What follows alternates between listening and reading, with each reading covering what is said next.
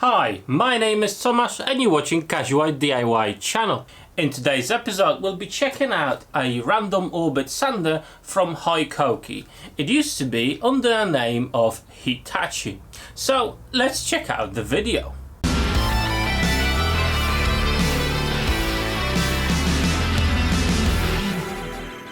So it all comes packaged in this nice snazzy box. Let's open it up.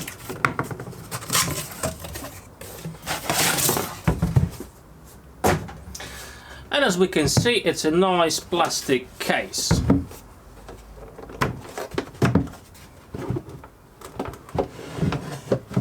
Inside we've got one disc, 120 grit, that's always handy.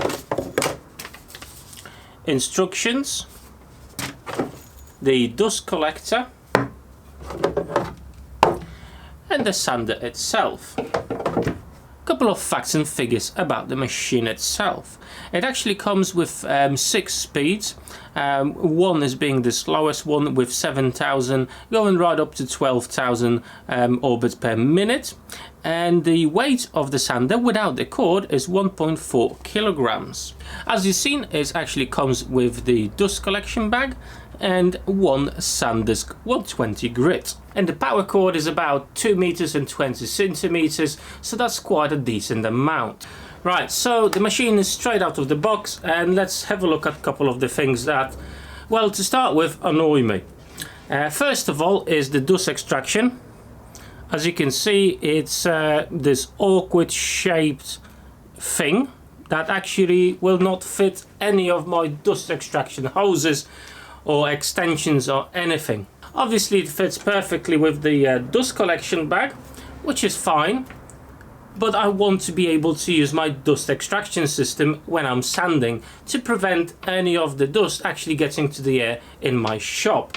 So not sure, but somehow I'll have to figure out how to make an adjustment for this so I can actually use it with my shop vac, because I'm not really a fan of the bags themselves in the first place.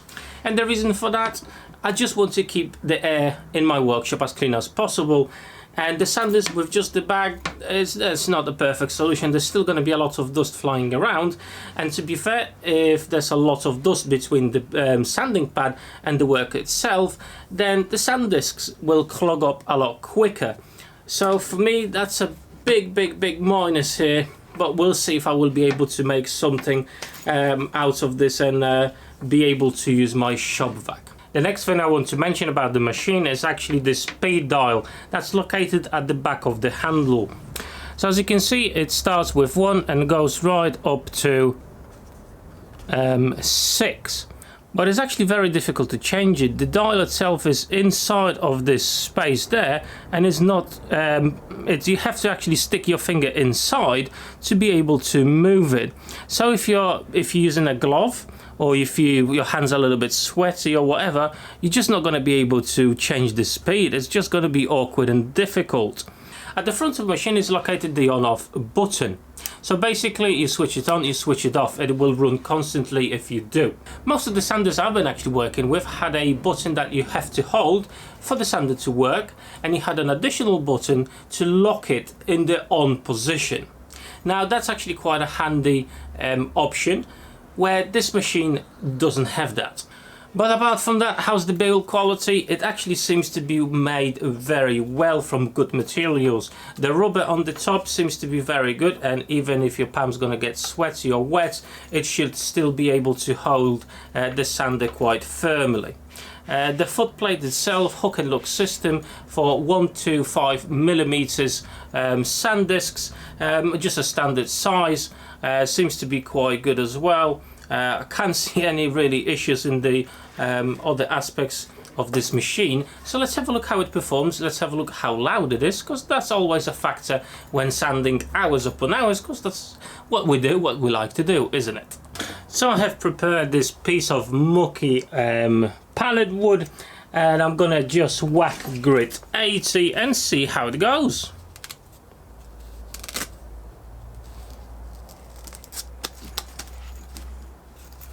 Let's set it up to 4.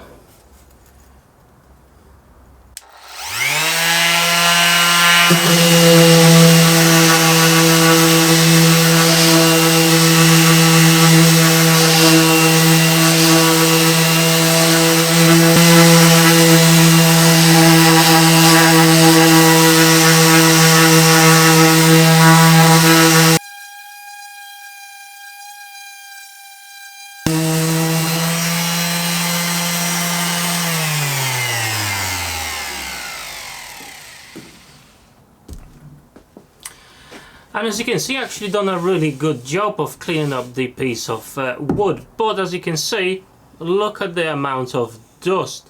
I believe with a dust extraction, a vacuum, that would be very limited or nearly gone. One thing that's really worth mentioning is actually to try to switch it on and off with your finger while holding it with one hand is actually very awkward and quite difficult to do. So most than likely you have to use two hands to switch it on and off. How loud is it? It's actually not too bad at all.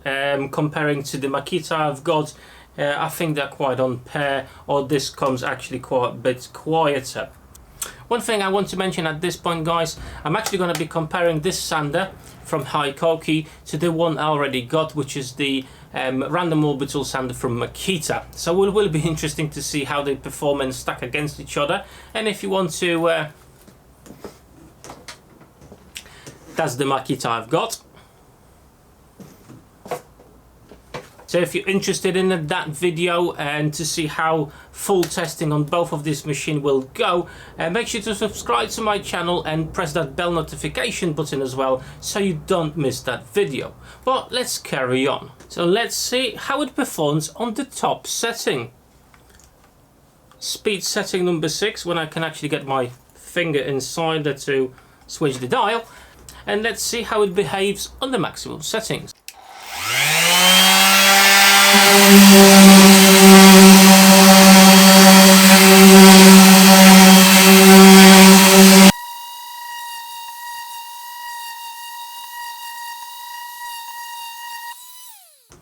So sanding that piece of wood, I have to say this machine does have a lot of power and it seems to be coping quite well. But as you probably already noticed, I'm not really too keen and too happy about this machine. The handle itself is actually quite large, so I'm by all means not a small person and my hands, I would say, are average size. Yeah. And this seems to be that it's actually quite awkward for me to grab, as you have to stretch your hand over it. And I would imagine after a few hours of sanding, which normally happens, especially in my workshop, that will be quite maybe painful, or tiredness will probably get to me a lot quicker than usual, which is not very good when you've got tons of sanding to do. Now the only time will tell how this sander will perform in the future, how it will perform after a few hours of sanding. And as I mentioned, this is a brand new tool, as you've seen, it came out of a box, so it's very difficult to say. Hence, I do encourage you to stick around on my channel, as I will be doing an in-depth testing of this machine and the Makita in my future videos. So you'll be able to see how it actually performs under a lot of stress and a lot of pressure. And I'll give you my thoughts on it after working with this machine for a few hours, basically. But at this point, the price tag on this machine is around 120 British pounds, so it's a hefty price.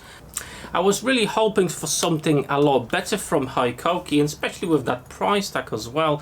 The dust extraction, that's absolutely terrible, and as you can see, it actually produces a lot of dust which goes everywhere. The change of speeds, it's really difficult to get, and actually it's a slippery plastic, so it's very difficult to change the speeds. And the on-off button is very awkward to do with one hand while you operate the machine, and on and off. As you can see, it's a bit of a stretch there, guys. So my first impression and a quick overview of this machine is not looking great.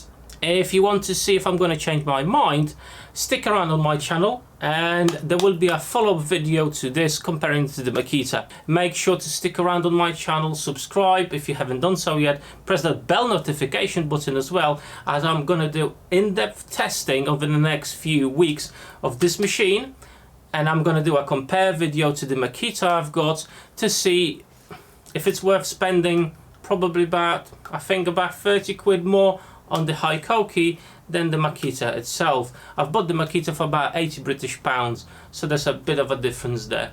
But that's all for today, guys. Thank you so much for watching. Thank you for your time. Have a fantastic day. See you later. Take care.